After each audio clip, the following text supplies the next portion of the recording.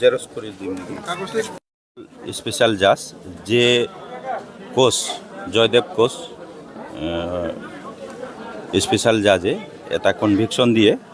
এইটো in reference special case number 8/20 আৰু in connection with Gossaigaon PS case number 366 2019 under section 6+1 এইটোত conviction দিয়ে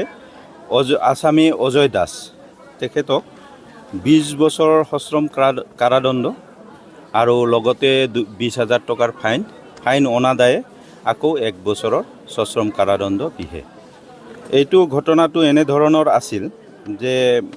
ভিক্টিমৰ মাকে এটা গোসাইগাঁও থানাত এজাহাৰ দাখিল কৰিছিলে যোৱা 28 আগষ্ট 2019 তাৰিখে আছিল যে 23/8/2019 তাৰিখে তাইৰ মাইনৰ ছোৱালী 9 বছৰ বয়সৰ মাইনৰ ছোৱালী ঘৰৰ আগতে খেলি থকা অৱস্থাতে আসামীজনে চকলেট আৰু নেল পলিচ দিম বুলি ফুচলাই নিজৰ ঘৰত লৈ গৈ তেখেতক তাইক বলৎকাৰ কৰিছিল। আৰু আমাৰ যোৱাকালিও মানে 20/12/2022 তাৰিখে আমাৰ এই একেই স্পেশাল জাজ অনারেবল স্পেশাল জাজ যে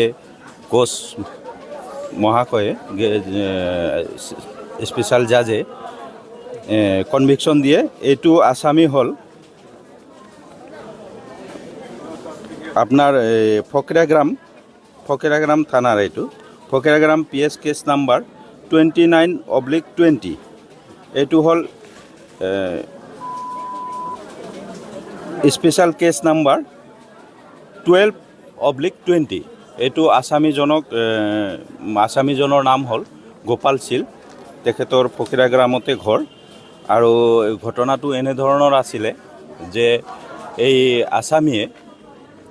ভিক্টিমৰ মাকৰ চিকিৎসাৰ বাবে তেওঁলোকৰ ঘৰত গৈছিল আৰু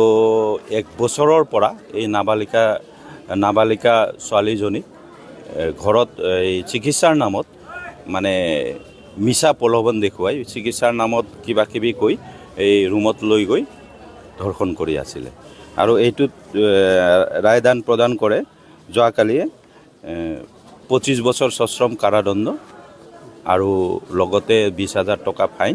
আৰু ফাইন অনাদায়ে আকৌ 1 বছৰৰ কাৰাদণ্ড বিহে।